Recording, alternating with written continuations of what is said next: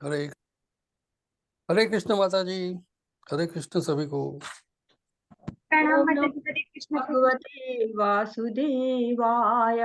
ओम नमो हरे कृष्ण माता जी। भगवते वासुदेवाय। ओम नमो भगवते वासुदेवाय। ओम अज्ञानातिमिरान्धस्य ज्ञानञ्जनशलाकया चक्षुरुन्मीलितं येन तस्मै श्रीगुरुवे नमः।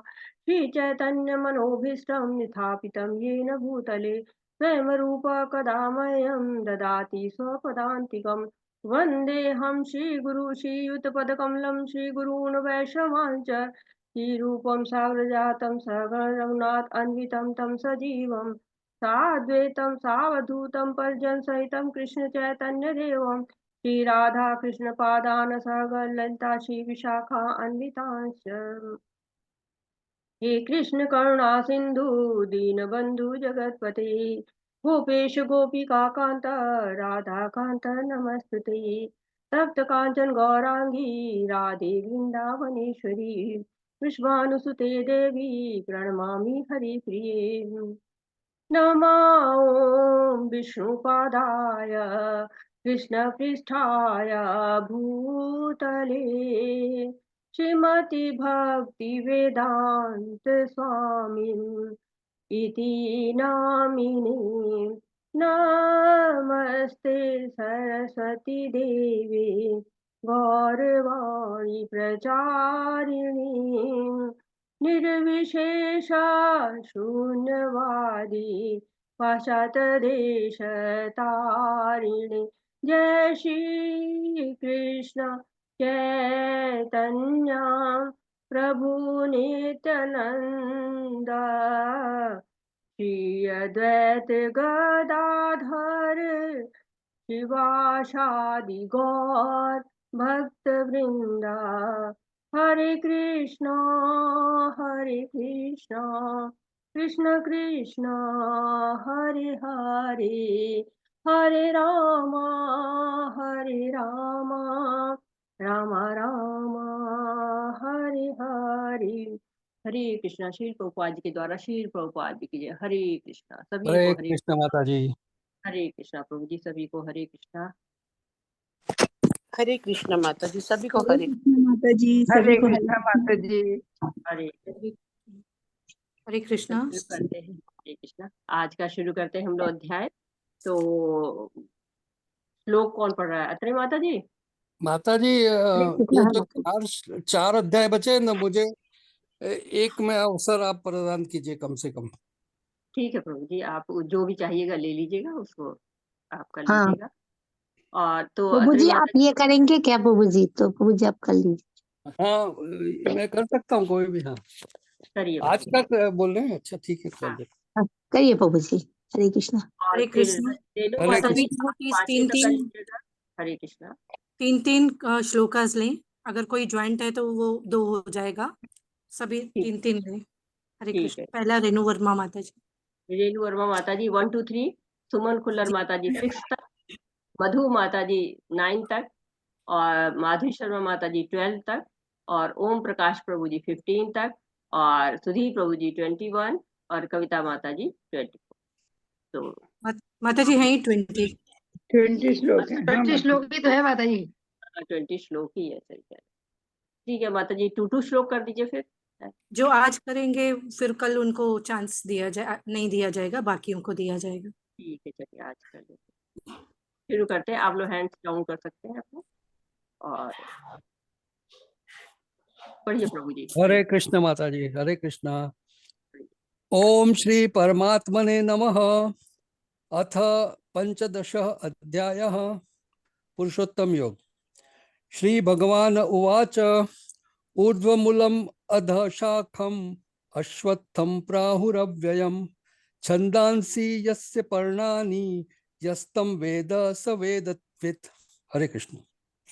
हरे कृष्णा। प्रभुपाद जी की जय। प्रभुपाद जी के द्वारा भगवान ने कहा जाता है कि एक शाश्वत अश्वत्थ वृक्ष है जिसकी जड़ें तो ऊपर की ओर है और शाखाएं नीचे की ओर तथा पंक्तियां वैदिक स्रोत हैं। जो इस वृक्ष को जानता है वह वेदों का ज्ञाता है। हरे कृष्णा। हरे कृष्णा। तो हम 15वें अध्याय में आ गए हैं, जिसका नाम है पुरुषोत्तम योग, उसको कहा गया है। तो पुरुषोत्तम योग के पहले हमने 14वां अध्याय पढ़ा था। उसमें हमने पढ़ा था कि गुणातीत पुरुषों के लक्षण क्या है, उनके आचरण क्या है, और साथ ही साथ गुणातीत हम कैसे हो जाते हैं, और प्रकृति के 3 गुण हमको कैसे बांधते हैं, उससे हम कैसे बच सकते हैं, कैसे मुक्त हो सकते हैं। सतोगुण रजोगुण में जो तमोगुण में जो लोग रहते हैं, उनके क्या लक्षण होते हैं, उनकी क्या गति होती है, उसका प्रतिफल क्या होता है। तो इन सब चीजों को हम लोगों ने पढ़ा हुआ था। साथ ही साथ 14वें अध्याय में भगवान ने बताया कि ब्रह्म जो का आश्रय कौन है, भगवान है।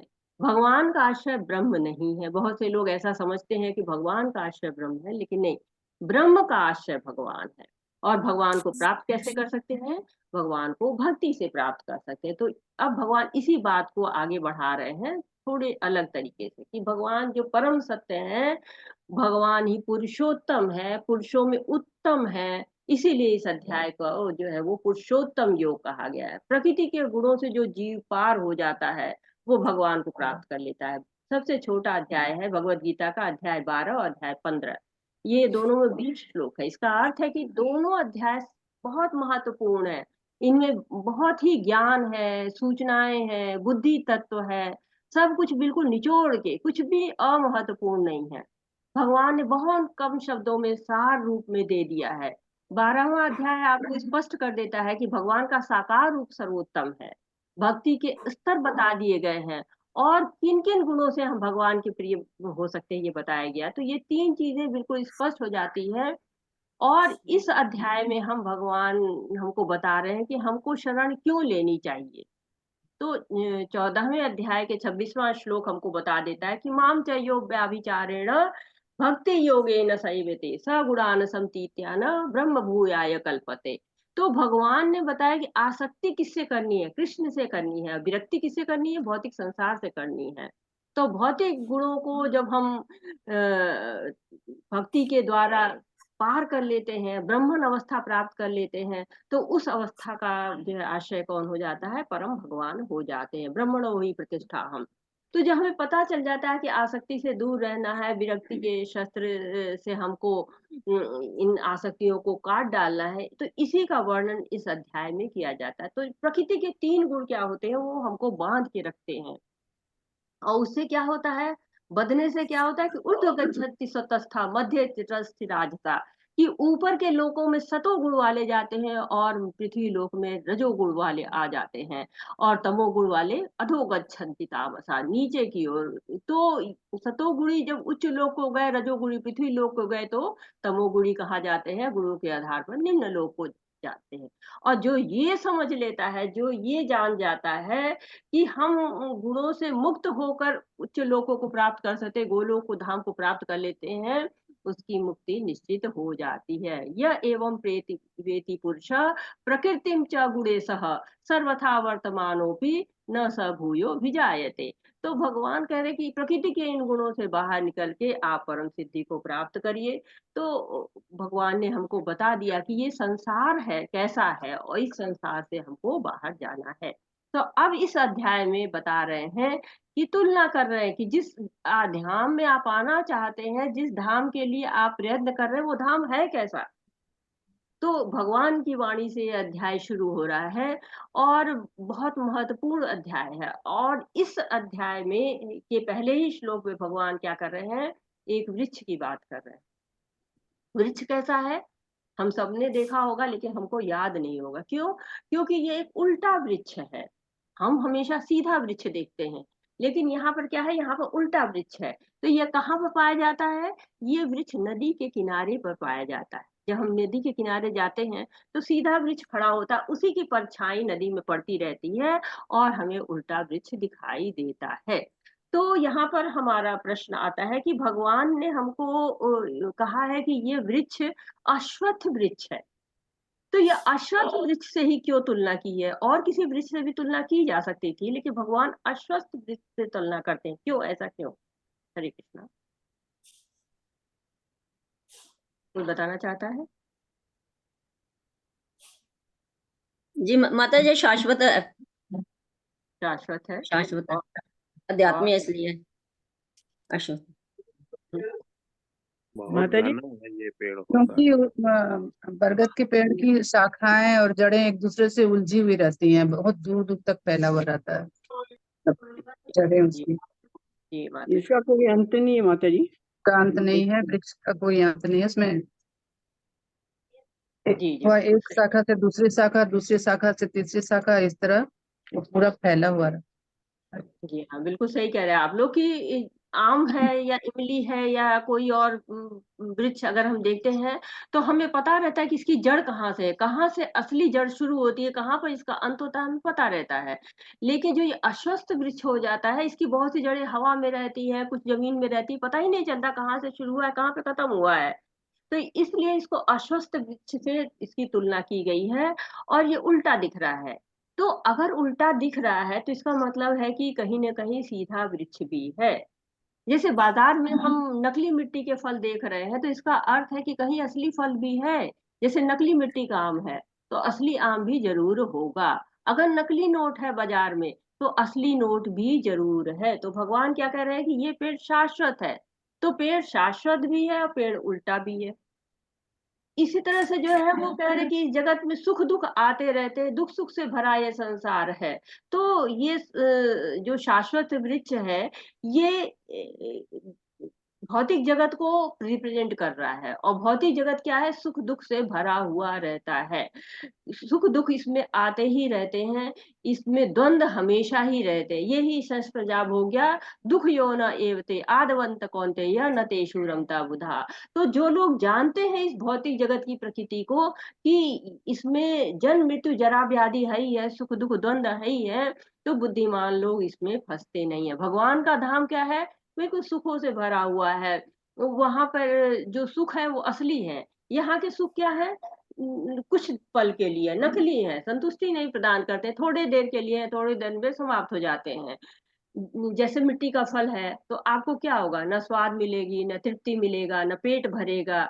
मिट्टी का फल केवल आंखों को सुंदर लग सकता है, क्षुधा नहीं तृप्त कर सकता है। वैसे ये संसार परछाई के जैसे है। परछाई है, परछाई से क्या होता है, परछाई से कोई वास्तविक भान नहीं होता है, उसमें वास्तविकता नहीं रहती है। तो क्या होता है, केवल हम देखते हैं हाँ ये कुछ है, लेकिन इससे ज्यादा उसका कोई उद्देश्य नहीं होता है। वो शाश्वत न होने के कारण क्या होता है कि समाप्त हो जाता है, क्योंकि शाश्वतता नहीं है उसमें। तो प्रकृति शाश्वत है लेकिन व्यक्त अव्यक्त होती रहती है, लेकिन प्रकृति में जो सुख मिलते हैं वो शाश्वत नहीं है। क्योंकि भौतिक जगत जो है वो क्या होता है, व्यक्त अव्यक्त होता है। तो ये वैसे ही ये संसार क्या है, परछाई के जैसा ही है। और इसकी पत्तियां क्या है, वैदिक स्रोत कहा जाता है, छंदाशी यस्य पर्णानि। तो हमें भगवान बता रहे हैं कि जो वैदिक स्रोत होते हैं वो क्या होते हैं, वेदेश्च सर्वे रहमेव वेदो वेदांत कृद्य विदेव चाहम।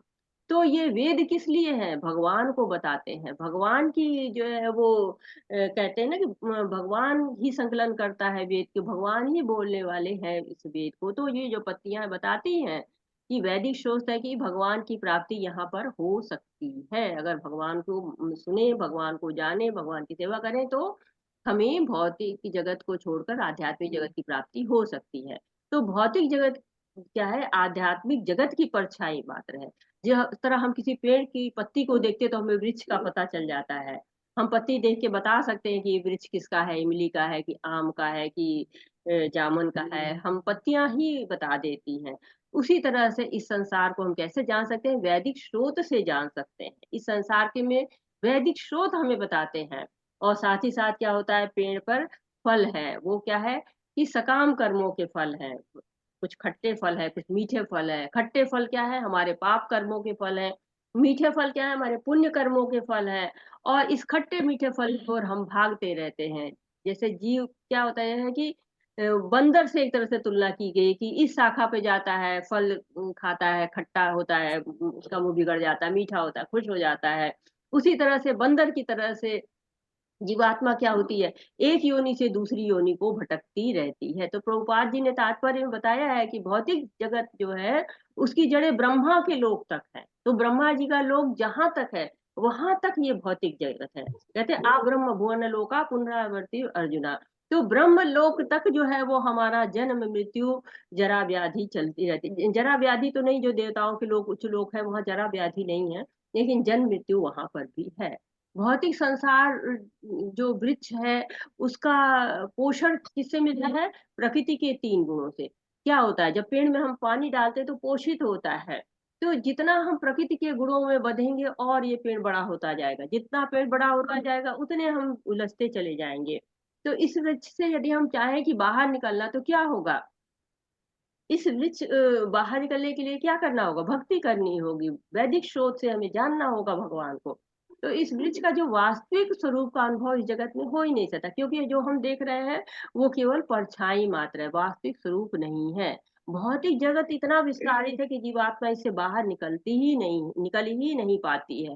तो इसको क्या करते हैं, हम विरक्ति के शस्त्र से काटते हैं। जैसे धागे उलझ जाते हैं, अगर आप ऊन हो चाहे धागा हो तो उसको सुलझाना बहुत ही मुश्किल होता है, और धागों को तो सुलझाने के लिए उनको काट कर ही सुलझाया जा सकता है। उसी तरह इस भौतिक संसार को सुलझाना बहुत ही मुश्किल होता है, और इससे वैराग्य के द्वारा ही हम बाहर निकल जाते हैं। और फिर प्रयास करना है कि इस संसार में नहीं लौटे, क्योंकि जब हमें सुरक्षित जगह भगवान की शरण मिल जाए तो हमें फिर वापस नहीं लौटना चाहिए, क्योंकि हमें इस भौतिक संसार के निम्न स्वाद को नहीं चखना चाहिए, हमको उच्च स्वाद चखना चाहिए। विषया विनिवर्तते निराहारस्य देहिना रसो वर्ज रसोपस्य परम दृष्ट्वा निवर्ते। तो जब हमें हायर टेस्ट मिल जाता है तो हम भगवान के हायर टेस्ट को लेना चाहिए, नहीं हमको यहाँ के जो भौतिक जगत में निम्न स्वाद है उसको नहीं लेना चाहिए। और क्या होता है, जो ये पेड़ होता है, ये पेड़ परछाई में है, तो जैसे जैसे जल हिलता है, जैसे जल हिलेगा वैसे ही ये पेड़ की परछाई भी हिलती है। तो क्या दिखाती है कि ये जो पेड़ है, ये पेड़ कभी भी सामान्य नहीं है, इसमें हमेशा हलचल बनी ही रहती है, हलचल रहेगी ही रहेगी, चाहे जितना भी हम इसको स्थिर करना चाहे, क्योंकि जैसे ही पानी में एक कंकड़ पड़ता है वैसे ही ये हिल जाता है। और साथ ही साथ कहते हैं कि क्या, कि ये परछाई जब तक रहती है जब तक वास्तविकता हो, तो वास्तविकता जब तक रहेगी तब तक ही परछाई रहेगी, अन्यथा ये मतलब यानी कि जब तक आध्यात्मिक जगत है तब तक ही ये जो है वो आपको पेड़ दिखाई पड़ेगा, भौतिक जगत दिखाई देगा। लेकिन जो वो आध्यात्मिक जगत है वहां पर ये तीनों गुण नहीं है, सतोगुण रजोगुण तमोगुण नहीं है, वहां पर कर्मकांड भी नहीं होते हैं जो उलझाते हैं, और साथ ही वहां पर सकाम कर्म भी नहीं होते हैं जिससे इसका पोषण मिल सके। ये जगत ही बंधन का कारण है, और वहां पर क्या है, वहां पर रोशनी की आवश्यकता नहीं है, क्योंकि ये जगत में जो है रोशनी की आवश्यकता होती है, वो जगत क्या है, भगवान के तेज से ही प्रकाशित होता रहता है। तो ये बड़ा स्पेशल वृक्ष है, इसके बारे में हम और आगे पढ़ते हैं। हरे कृष्णा। हरे कृष्ण माता। अधश्चोर्ध्वं प्रसृतास्तस्य शाखाः गुण प्रवृद्धा विषय प्रवालाः अधश्च मूल्यान् नुस्तन्ततानि कर्मानुबन्धीनि मनुष्यलोके। हरे कृष्ण। हरे कृष्णा। इस वृक्ष की शाखाएं ऊपर तथा नीचे फैली हुई है और प्रकृति के 3 गुणों द्वारा पोषित है। इसकी टहनियां इंद्रिय विषय है। इस वृक्ष की जड़ें नीचे की ओर भी जाती हैं, जो मानव समाज के सकाम कर्मों से बंधी हुई है। हरे कृष्णा। हरे कृष्णा। तो इस वृक्ष की शाखाएं ऊपर और नीचे फैली हुई हैं। तो इस वृक्ष की शाखाएं कहाँ हैं? ऊपर की ओर भी जाती हैं और नीचे की ओर भी जाती हैं, यानी कि जो निम्न योनियां भी हैं और उच्च योनियां भी हैं। निम्न योनियां क्या है? जैसे कि पशु है, गाय है, घोड़े हैं, बिल्लियां हैं, जलचर हैं, नवचर हैं, बहुत सारे जो है वो निम्न योनियां होती हैं। और बहुत सारी उच्च योनियां भी हैं, जैसे देवता है, गंधर्व है। तो भौतिक जगत में जो सामान्य पेड़ होता है उसका पोषण जल से होता है, लेकिन इसका पोषण 3 गुणों सतोगुण रजोगुण तमोगुण से होता है। और वृक्ष की जो टहनियां इंद्रिय विषय है, और इंद्रियों के द्वारा क्या करते हैं, हम भोग करते हैं। इंद्रिय विषय क्या होते हैं? गंध, स्वाद, शब्द, रूप और स्पर्श, ये इंद्रिय विषय होते हैं, जिनको इंद्रियों के द्वारा हम महसूस करते हैं। और जो है सहायक जड़ें क्या होती हैं? राग और द्वेष। तो राग और द्वेष क्या होता है कि हमारे अंदर जो कमियां होती है, राग और द्वेष होती हैं, और साथ ही साथ क्या कह रहे हैं कि यहाँ पर जो जड़ों को मजबूती देने का काम क्या करते हैं, ये सकाम कर्म करते हैं। तो ये जगत ऐसा है तो बना ही क्यों है, इस जगत की आवश्यकता ही क्यों पड़ गई, इस जगत की क्यों आवश्यकता, आराम से तो हम लोग आध्यात्मिक जगत में थे, इस जगत में हम क्यों चले आए, क्या आवश्यकता पड़ गई, क्यों आ गए हम? हमारे विद्रोह के कारण हमने स्वयं मतलब उस पे आधिपत्य करना चाहा, राजा बनना चाहा, तो भगवान ने सूक्ष्म स्वतंत्रता दी है, तो उन्होंने हमारे को यहाँ भेज दिया बना के भौतिक जगत को, है ना। हम विद्रोह करके आए, लेकिन ये भगवान ने ये जगत बनाया ही क्यों, ऐसी तो क्यों हमने जरूरत मतलब पड़ी? उसको भोक्ता बनने की चेष्टा करी ना स्वयं। हाँ प्रभु जी, दास मेरा गति। कहने का मतलब ये है कि आपने भोक्ता हमने बनने की कोशिश की, लेकिन भोक्ता तो हम, स्वामी तो तब बनेंगे जब कोई चीज होगी, जब कोई चीज होगी नहीं तो हम उसके स्वामी कैसे बनेंगे? आपके पास अगर पेन है तब तो आप कहेंगे कि नहीं ये पेन मेरा है, अगर पेन होगा ही नहीं तो कैसे आप कहेंगे ये पेन मेरा है? मतलब अपने आप हल्के सुधारने के लिए इसलिए भगवान ने हमें भेजा है कि हम अपने आप को आध्यात्मिक जगत की ओर ले जाएं, भक्ति करें और भगवान का नाम ले, उन्हीं की तरफ जाएं, इसलिए हमें जहाँ भेजा उन्होंने। नहीं तो हम तो सुधरे हुए थे ना भगवान के पास, भगवान की बात है ही नहीं। भगवान के पास थे ही नहीं तो आए कहाँ से? हम लोग कोई दूसरे अरे लोक कौन में से लोग में रहेंगे थे? माता जी। माता जी, जी, हम दूसरे लोक में होंगे, हम ब्रह्म दूसरे लोक लोग। में, स्वर्ग में, लोक में, इसलिए हमारा पतन होगा वापिस अपन पृथ्वी पर नहीं, आकर। ठीक है माता जी, हम दूसरे लोक में होंगे तो ये लोक क्यों माता बना जी दिया जब भगवान तक ने? माता जी जब तक बुराई नहीं होगी तब तक अच्छाई की इम्पोर्टेंस पता नहीं चलेगी हमको। पहले तो हम लोग गोलोक में ही थे ना माता जी, वहां हमने विद्रोह करा। हमने भगवान को देख के कहा ने हमें भी बॉस बनना है, हमें भी राजा बनना है, जबकि हमारा तो नेचर होता है दास का। तो जब विद्रोह हमने करा तो भगवान ने कहा ठीक है, तो उन्होंने भौतिक जगत की रचना की और हमको यहाँ भेज दिया, और अब हम दुख पा रहे हैं। तो अब हमें फिर वहां जाना है। अब हमें जब ज्ञान मिल रहा है तो फिर वहां हमें अपनी भूल अब मालूम हो रही है। जैसे एक बच्चा अपने घर में विद्रोह कर देता कि नहीं हमें भी पूरा घर चाहिए, हमें मालिक बनना है घर का, है ना? हाँ तो प्रभु अब जी जो तो बात आप कह अकेला रहे हैं उसी चीज को मैं कह रही हूँ कि घर चाहिए तो घर तो हो तब तो चाहिए, जब घर ही नहीं होगा तो चाहिए क्यों, तो ये घर क्यों बना है? हमारी इच्छा पूर्ति करने के लिए भगवान ने घर बना दिया। ये अपनी भौतिक इच्छाओं को पूरा करना चाहता था, इसलिए आया। जी, जी बिल्कुल सही कह रहे हैं आप लोग। अब आप लोग मतलब मैं जो चाह रही थी आंसर वो अब आया है कि हम ये भौतिक जगत बना क्यों है? इच्छाओं के लिए, इच्छाओं के लिए बना हुआ है। और कौन सी इच्छाओं के लिए बना है? इंद्रिय तृप्ति। इंद्रिय तृप्ति के लिए। जी जी जी, जो इच्छाओं के लिए। हमारी जो है वो इच्छाएं पूरी नहीं थी, अनफुलफिल्ड डिजायर, जो डिजायर हमारी, जो इच्छाएं हमारी पूरी नहीं थी, उनको उनके लिए जो है ये जगत बनाया गया है कि ये जगत हमारी इच्छाएं जो पूर्ण नहीं हुई है, इच्छा हमने की। और देखिए भगवान का कि जितनी विविधताएं क्यों है, इतनी ज्यादा इस भौतिक जगत में विविधताएं क्यों है? इसलिए इतनी विविधताएं हैं क्योंकि हमारी इच्छाओं की विविधताएं हैं। कोई बहुत खाना चाहता है, कोई बहुत सोना चाहता है, कोई बहुत नाचना चाहता है, कोई बहुत गाना चाहता है। तो हमारी ढेर सारी इच्छाएं हैं, अनफुलफिल्ड डिजायर है, तो उन इसीलिए इतनी विविधता भी संसार में है। और हमारी इच्छाओं के लिए ही ये संसार बना हुआ है, भौतिक जगत हमारी इच्छा। हम विद्रोह करके आए हैं भगवान से, जरूर क्यों? क्योंकि हम ईर्ष्या में आ जाते हैं। विद्रोह क्यों करते हैं? ईर्ष्या है हमारी, हम उनके स्वामित्व को स्वीकार नहीं कर रहे हैं, ईर्ष्या है हमारी।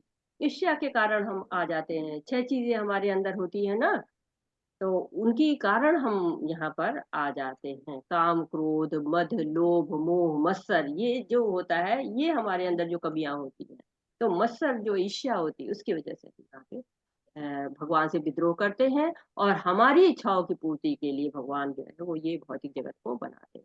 हरे कृष्णा, जो पूरी नहीं इच्छा है उनके लिए, अनफुलफिल्ड डिजायर। हरे कृष्णा, आगे बढ़ते हैं। हरे कृष्णा। न रूपमस्येह तथोपलभ्यते, नान्तो न चादिर्न च संप्रतिष्ठा, अश्वत्थमेनं सुविरूढमूलम् असंगशस्त्रेण दृढेन छित्त्वा, ततः पदं तत्परिमार्गितव्यं, यस्मिन् गता न निवर्तन्ति भूयः, तमेव चाद्यं पुरुषं प्रपद्ये, यतः प्रवृत्तिः प्रसुता पुराणी। हरे कृष्ण। हरे कृष्णा। इस वृक्ष के वास्तविक स्वरूप का अनुभव इस जगत में नहीं किया जा सकता। कोई भी नहीं समझ सकता कि इसका आदि कहाँ है, अंत कहाँ है, या इसका आधार कहाँ है। लेकिन मनुष्य को चाहिए कि इस दृढ़ मूल्य वाले वृक्ष को विरक्ति से के शस्त्र से काट गिराए। तत्पश्चात उसे ऐसे स्थान की खोज करनी चाहिए जहां जाकर लौटना न पड़े, और जहां उस भगवान की शरण ग्रहण कर ली जाए जिससे अनादिकाल से प्रत्येक वस्तु का सूत्रपात तथा विस्तार होता आया है। हरे कृष्णा माता जी, धन्यवाद। हरे कृष्णा। तो इस वृक्ष से अगर हमको बाहर निकलना है तो क्या करना है? इस वृक्ष को बहुत जटिल वृक्ष है, और इस वृक्ष के वास्तविक स्वरूप का अनुभव तो हो ही नहीं सकता है। तो क्योंकि ये जगत परछाई मात्र है, नकली है, असली तो है नहीं, वास्तविक तो है नहीं। तो भगवान कृष्ण क्या है? वही आदि मूल है, जहां से प्रत्येक वस्तु निकलती है। इस कारण हमें उनकी शरण लेनी चाहिए कि सर्व कारण कारणम कौन है? भगवान ही है।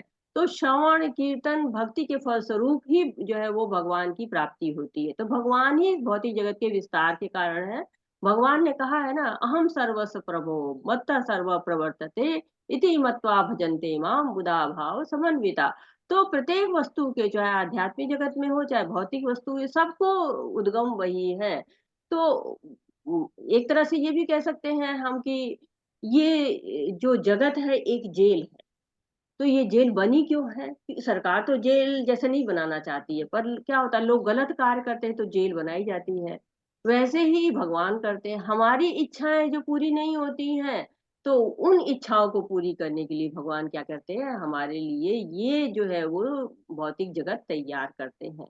तो मायावादी कहते हैं कि ब्रह्म सत्य जगत मिथ्या। तो ये सही नहीं। क्यों जगत मिथ्या नहीं है? क्यों मिथ्या नहीं है जगत? जब मायावादी कहते हैं कि ब्रह्म जो है वो सत्य है, जगत मिथ्या है, तो जगत मिथ्या क्यों नहीं है? हमको मान लेना चाहिए कि जगत मिथ्या है। भगवान की बहिरंग शक्ति है, मतलब। हाँ, भगवान की बहिरंगा शक्ति है, बिल्कुल सही है। कि और कोई आंसर देना चाहता है?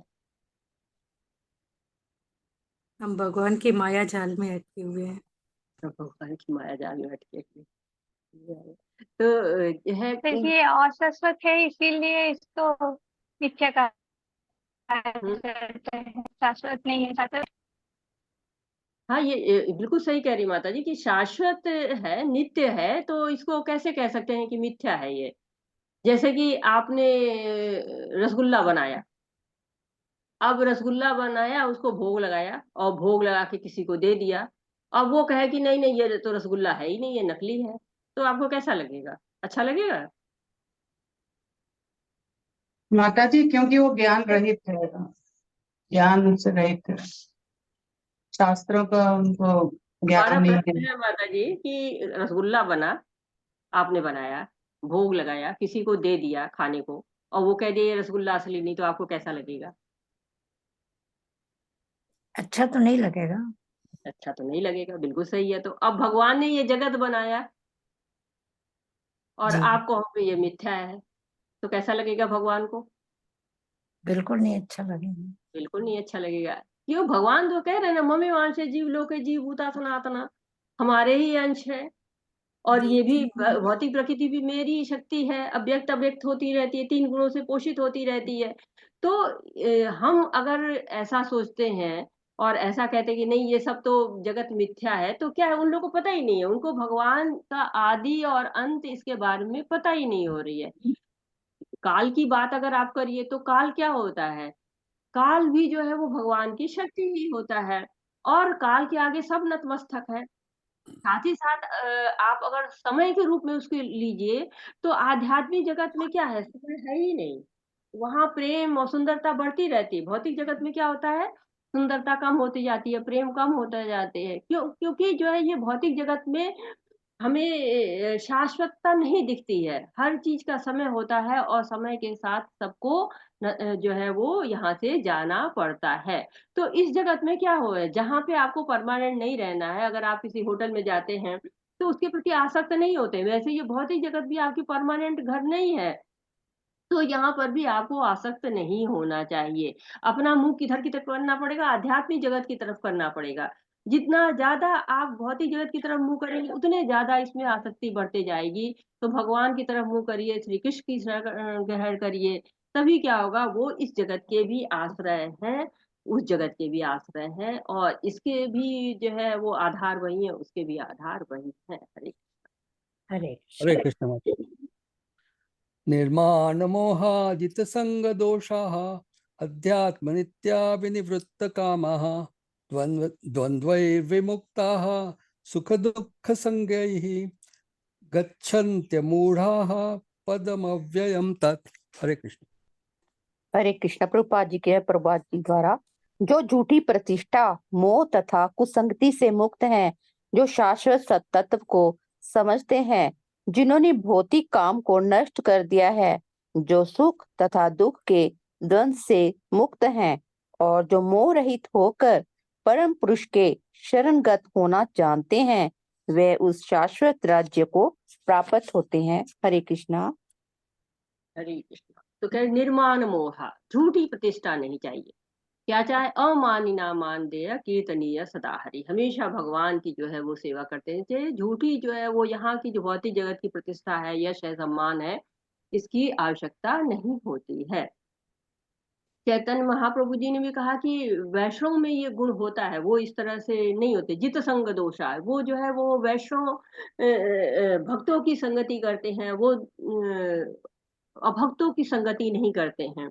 कहा ही गया है, आप पढ़ेंगे आगे तो पढ़ेंगे, उत्साह निश्चया धैर्यात तत कर्म प्रवर्तनात् सत्संज्ञात सतो वृत्ति क्षण विभक्ति प्रसिद्ध्यति। तो आपको उत्साह के साथ भगवान की सेवा करनी है, निश्चय के साथ करनी है, धैर्य के साथ करनी है और यहाँ के जो भौतिक जगत है, इससे जो है वो आसक्ति नहीं लगानी है, कुसंगों से मुक्त रहनी है।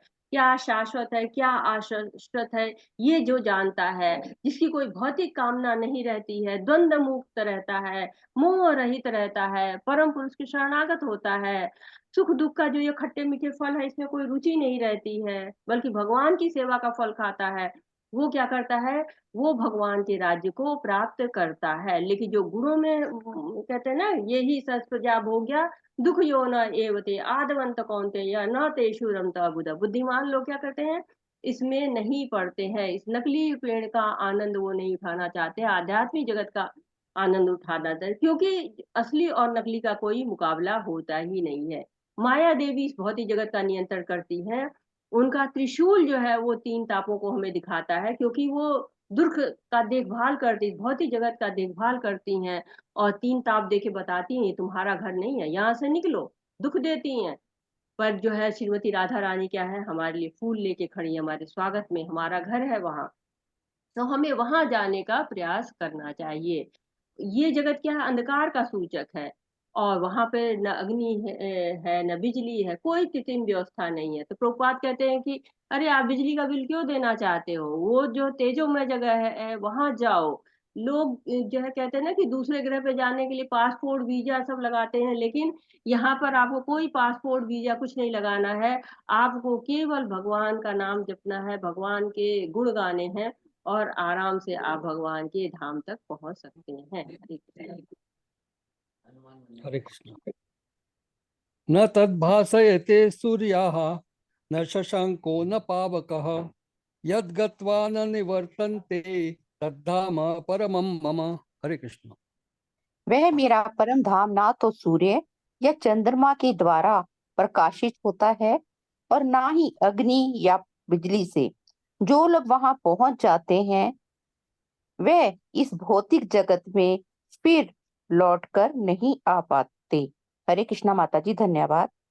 हरे कृष्ण, धन्यवाद माता जी। तो इस श्लोक में भगवान अपने धाम का वर्णन कर रहे हैं। अब भगवान जो है भौतिक जगत की बता चुके हैं कि क्या कैसा है, अब अपने धाम को बता रहे हैं कि आप खुद ही कंपैरिजन कर लो आपको कहाँ पर रहना है। तो इस भौतिक जगत में क्या है, सुख दुख आते हैं, द्वंद आते रहते हैं, लेकिन भगवान का आध्यात्मिक जगत में न दिन है न रात है, सूर्य और चंद्र की प्रकाश की आवश्यकता ही नहीं है। भौतिक जगत के लिए सूर्य चंद्र चाहिए क्योंकि यहाँ पर अंधेरा आ जाएगा, अंधेरे का साम्राज्य हो जाएगा। और सूर्य और चंद्र के बाद भी प्रकाश की आवश्यकता होती है, तो अग्नि की जलाना पड़ता है, बिजली जलानी पड़ती है। लेकिन भगवान का आध्यात्मिक जगत क्या है, स्वयं प्रकाशित है। वहां पे जितनी भी वस्तुएं सब अपने स्वाभाविक रूप में हैं। जैसे यहाँ पे जड़ वस्तुएं हैं वो प्राणहीन लगती हैं, लेकिन भगवान के धाम में जड़ वस्तुएं भी जो है वो भगवान की भक्त होती हैं। जैसे भगवान के चक्र का नाम है सुदर्शन चक्र, तो वो भी भगवान के भक्त है। वंशी है, मुकुट है, सब भगवान के भक्त हैं। वो शांत रस में उनकी सेवा करते हैं। भगवान का धाम जो है जीव का अपना धाम है। वहां से कोई भी जीव वापस नहीं आता। जैसे हम अपने घर में रहते तो कोई नहीं कहता यहाँ से जाओ, लेकिन आप किसी दूसरे घर में जाएंगे, होटल में जाएंगे, तो कुछ दिन बाद वहां से वापस आना पड़ता है। तो जब जीव इस जगत से आध्यात्मिक जगत पहुंचता है, तो वहां पर क्या करता है, भगवान के साथ सच्चिदानंद जीवन व्यतीत करता है। तो उस जगत में सब स्व प्रकाशित है। कठोपनिषद कहता है ना कि न तत सूर्यो भाति न चंद्र न तारकम। तो दिव्य जगत में सूर्य चंद्र और तारागण की आवश्यकता होती है। और उस जगत में जाने का क्या है, आपको पासपोर्ट पे क्या लिखा होना चाहिए, भक्ति लिखी होनी चाहिए। तो ब्रह्म संहिता में भी कहा गया कि चिंतामणि पत्थर की बात की, चिंतामणि से बना हुआ धाम है, वहाँ कल्प वृक्ष है। और वहाँ बहुत सुंदर रूप से आप ब्रह्म संहिता में भगवान के धाम का वर्णन है, गोलोक का वर्णन है। और भगवान यहाँ बता रहे कि जीव के स्वरूप में, कि जीव क्या है, भगवान का ही जो है वो एक रूप है, भगवान के ही क्या कहते हैं कि बनाई हुई एक शक्ति है, तटस्था शक्ति कहते हैं उसको। हरे कृष्णा। हरे कृष्णा। ममैवांशो जीवलोके जीवभूतः सनातनः मनः षष्ठानीन्द्रियाणि प्रकृतिस्थानि कर्षति। हरे कृष्णा। हरे कृष्णा। तात्पर्य शील प्रभुपाद जी द्वारा, श्री प्रभुपाद जी की जय। इस बद्ध जगत में सारे जीव मेरे शाश्वत अंश हैं। बद्ध जीवन के कारण ही वे छहों इंद्रियों से घोर संघर्ष कर रहे हैं, जिनमें मन भी सम्मिलित है। हरे कृष्णा। बहुत ही सुंदर श्लोक है। भगवान से बता रहे जीव के स्वरूप के बारे में कि जीव क्या है, भगवान का अंश है। आत्मीयता दिखा रहे भगवान की मेरा ही शाश्वत अंश है। जैसे कि हम अपने प्रिय का परिचय कराते हैं कि मेरा ही बच्चा है, मेरे ही पिता है, मेरे ही दादा है। तो साथ ही साथ हमें समझा भी रहे हैं कि हमें गर्व होना चाहिए कि हम परम पिता परमेश्वर के संतान हैं। हम भौतिक जीवन में अपने परिवार की प्रतिष्ठा पर गर्व करते हैं, तो बताते हैं मेरे पिता ये करते हैं, मेरे पितामह ये करते हैं, मेरी माँ ये करती। तो इस भौतिक जगत के जो रिश्ते हैं इन पे हम इतना गर्व करते हैं, तो वो तो सर्वोच्च पद है। इस भौतिक जगत में माया के जो है 3 गुण ऐसे फंस लेते हैं कि उसके लिए भगवान अपनी चिंता प्रकट कर रहे हैं कि देखो, आप इतने अच्छे परिवार के हो, मेरे अंश हो, इसके बावजूद भी क्या है, आप 6 इंद्रियों से आप जो है वो परेशान हो, कष्ट सह रहे हो। जैसे कि कोई धनी परिवार का बच्चा है, भीख मांगता है या चोरी करता पकड़ा जाए तो अच्छा नहीं लगेगा परिवार को। वैसे ही जब हम गलत कार्य करते हैं तो भगवान प्रसन्न नहीं होते हैं। जीव जो है इस भौतिक संसार में कितना संघर्ष करता है। हम दिन रात जो है वो छोटी छोटी चीजों के लिए परेशान होते, छोटे छोटे भोगों के लिए परेशान होते हैं। और 5 इंद्रियां होती हैं और छठा मन। मन जो है वो क्यों यहाँ पे लिया गया है, हरे कृष्णा? 5 इंद्रियां तो ठीक है, इंद्रियों से भोग करता है, छठा मन को क्यों इसमें सम्मिलित किया गया है? क्योंकि माता जी ये मन ही तो लग सब चीजों का जाएगा। कारण है ना। अगर मन ही शांत रहेगा तो मनी फिर हमारा इंद्रियां कुछ शत्रु कर ही है, नहीं मनी पाएंगे। है। हाँ, मन हमारा शत्रु है।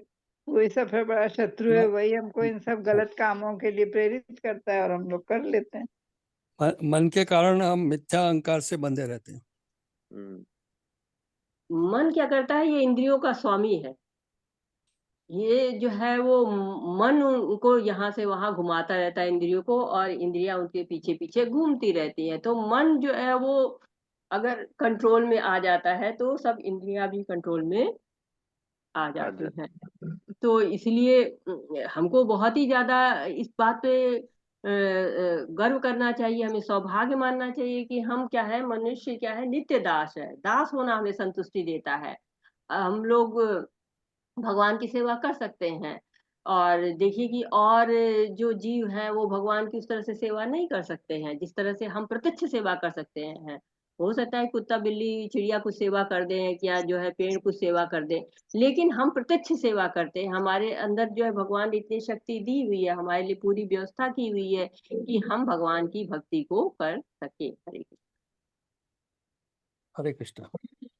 शरीरं वद वाप्नोति यज्ञाप्युत्क्रामतीश्वरः गृहीत्वैतानि संयाति वायुर्गंधानि वाशयात्। हरे कृष्ण। हरे कृष्णा। इस संसार में जीव अपनी देहात्म बुद्धि को एक शरीर से दूसरे में उसी तरह ले जाता है जिस तरह वायु सुगंधि को ले जाता है। इस प्रकार वह एक शरीर धारण करता है, फिर इसे त्याग कर दूसरा शरीर धारण करता है। हरे कृष्णा। हरे कृष्णा। तो बहुत सुंदर उदाहरण दिया है कि वायु की जैसे अपनी कोई गंध नहीं होती है, परंतु जिसका संग करती है उसी का गुण ले लेती है। जैसे फूल है तो सुगंध है उसका, लेकिन ऐसा नहीं है कि वो सुगंध को ले ले या दुर्गंध कर ले ले तो उसको रखती नहीं है, वो त्यागती रहती है। ऐसे ही आत्मा जो है जिस गुण का संग करती है उसको उस संग के कारण वो छोड़ती नहीं है। वायु तो छोड़ देती है, लेकिन आत्मा क्या करती है, उस संग को लेती है, और उस संग के कारण क्या होता है, उसको शरीर धारण करना पड़ता है वैसा ही। लेकिन अगर जैसे कमल का संग करेंगे तो कमल बन जाएंगे, कीचड़ का संग करेंगे तो कीचड़ बन जाएंगे, मोती का संग करेंगे तो मोती बन जाएंगे। तो इसलिए हमें संग कैसा करना है कि सही भगवान का संग करना है, भक्तों का संग करना है। जीव जो है इस शरीर को अपनी इच्छा के अनुसार धारण करता है, जैसी इच्छा करता है वैसी उसको मिलता है। यम यम वापि स्मरण भावे तजन्ते कलेवरम। तो जैसे जैसे हम चाहते हैं, जैसे हम स्मरण करते हैं, वैसा ही हमको शरीर मिल जाता है। तो हमारे ऊपर है कि हम उच्च योनि में जाएंगे कि निम्न योनि में जाएंगे। दैवी चेतना होगी तो उच्च लोकों में जाएंगे जहाँ वो देवता स्वरूप में रह सकते हैं। यदि चेतना पशु जैसी हो जाएगी तो पशु रूप प्राप्त कर लेंगे। तो चेतना के 5 स्तर जैसे हमने पहले पढ़े ही है कि अन्नमय प्राणमय, तो उस तरह से जो 5 स्तर है उनके उसमें जो भी स्तर होगा उसके अनुसार से हम अपने शरीर को प्राप्त कर लेंगे। हरे कृष्णा। हरे कृष्ण। श्रोत्रम चक्षुः स्पर्शनम च रसनम घ्राणमेव च अधिष्ठाय मनश्चायं विषयानुपसेवते। हरे कृष्ण। हरे कृष्णा। इस प्रकार दूसरा स्थूल शरीर धारण करके जीव विशेष प्रकार का कान, आंख, जीभ, नाक तथा इंद्रिय स्पर्श प्राप्त करता है जो मन के चारों ओर संपुंजित है। इस प्रकार वह इंद्रिय विषयों के एक विशिष्ट समुच्चय का भोग करता है। हरे कृष्णा। हरे कृष्णा। तो चेतना 5 तरह की होती है, कौन कौन सी होती है?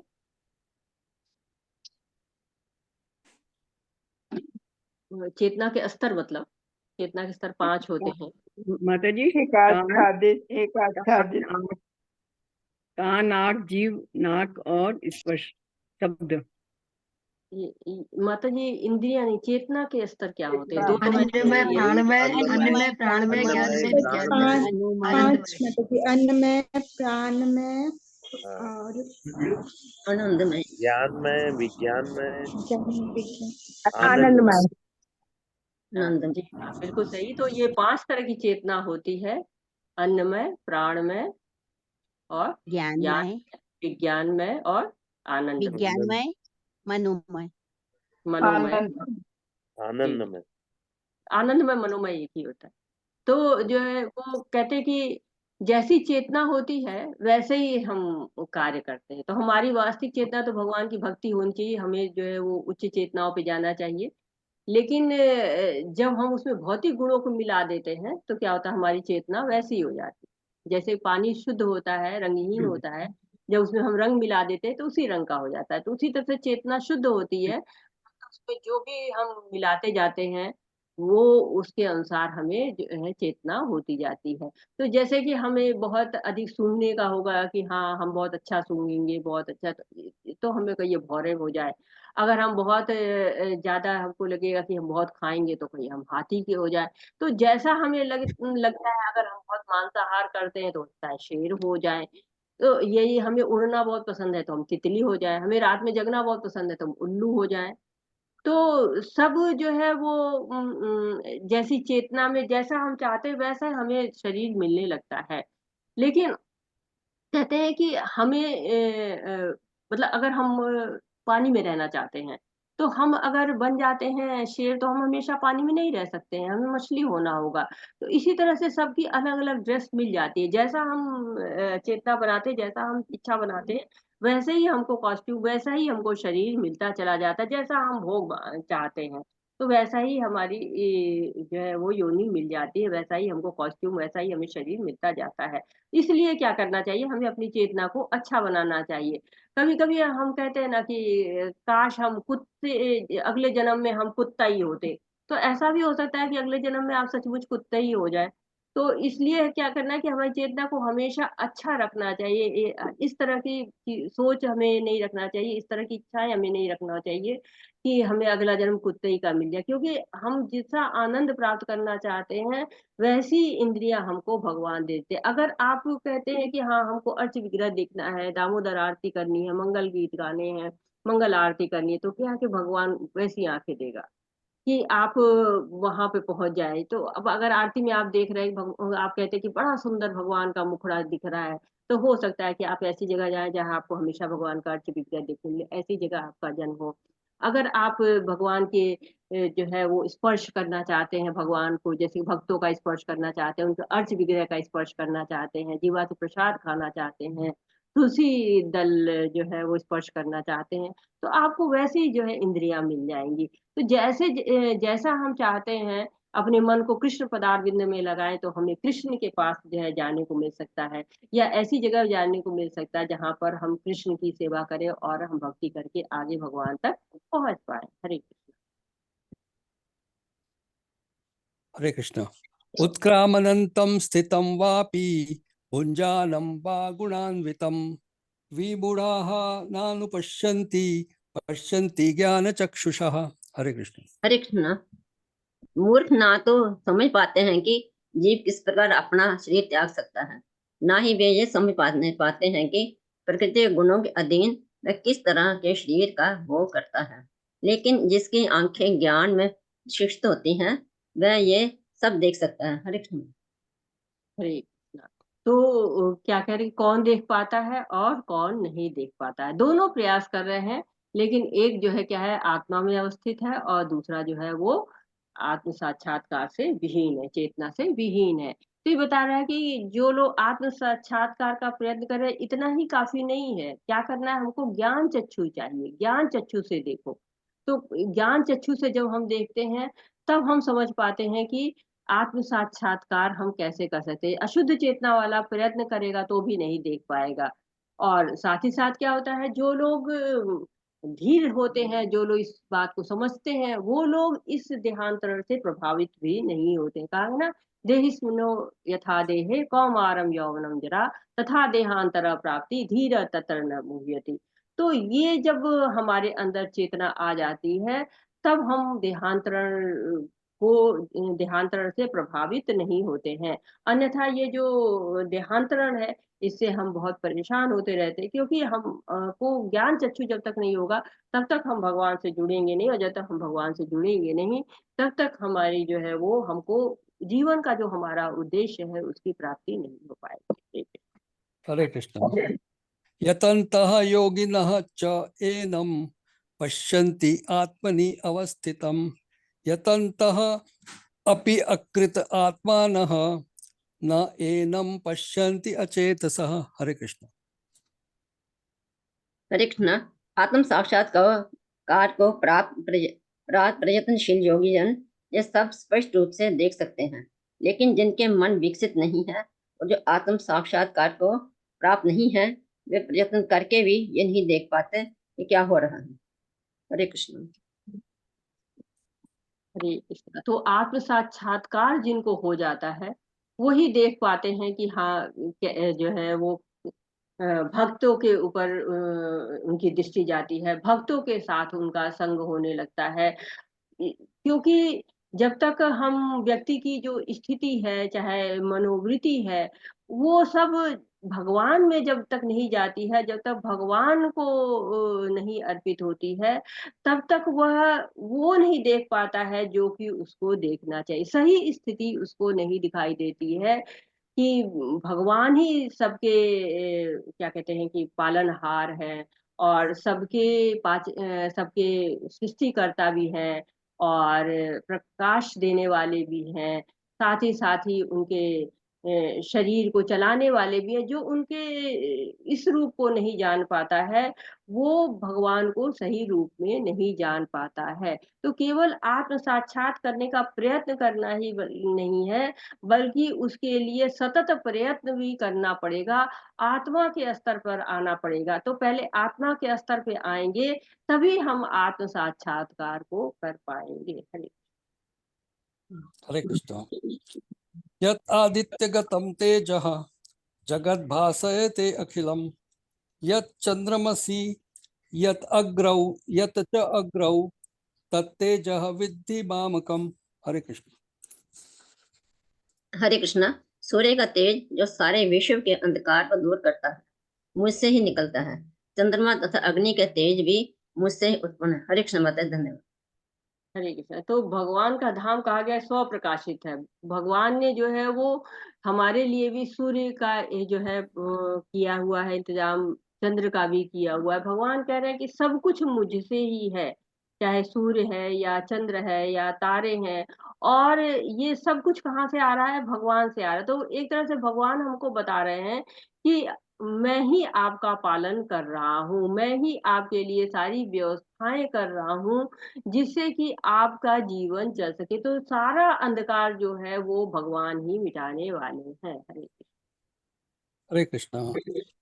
गामाविश्य च भूतानि धारयाम्यहमोजसा, पुष्णामि चौषधी सर्वाः सोमो भूत्वा रसात्मकः। हरे कृष्ण।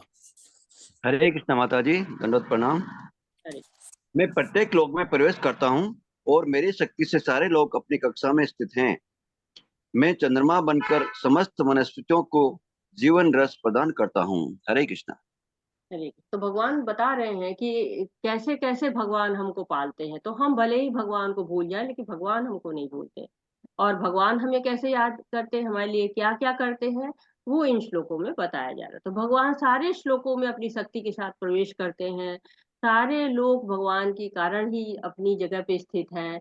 और ब्रह्म संहिता में भी इस बात की पुष्टि की गई है कि जो सूर्य है वो भगवान है, जो चंद्र है वो भी भगवान है, और सब उनकी आज्ञा से काल चक्र पे चढ़ के जो है वो भ्रमण करते रहते हैं। तो विज्ञान बताता है सिद्धांतों की सारे ग्रह अपनी अपनी कक्षा में स्थापित है और चक्कर काट रहे हैं। लेकिन ये सिद्धांत किसने बनाए हैं? तो ये सिद्धांत विज्ञान ने तो बनाया नहीं है। विज्ञान तो केवल रिसर्च करता है। री का अर्थ होता है दोबारा, सर्च का अर्थ होता है खोज करना, अर्थात जो चीज पहले से है विज्ञान उसी को दोबारा खोज करना। जैसे रिवीजन होता है, मतलब विजन पहले से हम देख चुके हैं, रिवीजन का मतलब है हम दोबारा इसको देख रहे हैं, दोहरा रहे हैं। तो विज्ञान हमें बताता है कि किस सिद्धांत के कारण ग्रह नक्षत्र सब अपनी जगह पर हैं, पर ये नहीं बताता है कि ये सिद्धांत बनाया किसने है। तो भगवान बता रहे हैं कि उनकी शक्ति के कारण ही हम सारे लोग अपनी अपनी जगह पर रहते हैं। सृष्टि के सारे नियम भगवान बनाए हैं, और सृष्टि को भी उन्होंने ऐसा बनाया है कि जीव उसमें रह सके। तो भगवान की शक्ति से सूर्य निकलता है, अस्त होता है, वर्षा होती है, चंद्रमा निकलता है, और भगवान कह रहे हैं कि मैं चंद्रमा बनकर समस्त वनस्पतियों को जीवन रस प्रदान करता हूँ। तो वनस्पतियों में जो स्वाद है वो चंद्रमा के कारण है। अब हम किसी चीज का स्वाद ले पाते हैं तो भगवान की कृपा के कारण है। हर चीज का स्वाद अलग अलग होता है। आप आंख बंद करके बता सकते हैं कि आम खा रहे हैं, कि इमली खा रहे हैं, कि नींबू खा रहे हैं। हर वस्तु का स्वाद अलग होता है, और विशेषता ये है कि ये स्वाद किसके कारण है? भगवान के कारण है। और अगर आप आयुर्वेद में पढ़िए तो आयुर्वेद में भी इस चीज की पुष्टि होती है कि चंद्रमा के कारण ही औषधियों में जो औषधि तत्व आता है वो चंद्रमा के कारण ही आता है। और साथ ही साथ देखिए ना कि जैसे कि हमारा हाथ है, जब तक हमारे शरीर से जुड़ा हुआ है तब तक ही उसकी वैल्यू है। वैसे ही जब तक हम भगवान के साथ जुड़े हुए हैं तब तक उसकी वैल्यू है। जब से हम भगवान से अलग हो जाते हैं तो हमारा भी अस्तित्व वैसे ही हो जाता है जैसे कटे हुए हाथ की तरह से होता है। कटे हुए हाथ का कोई अस्तित्व नहीं होता है।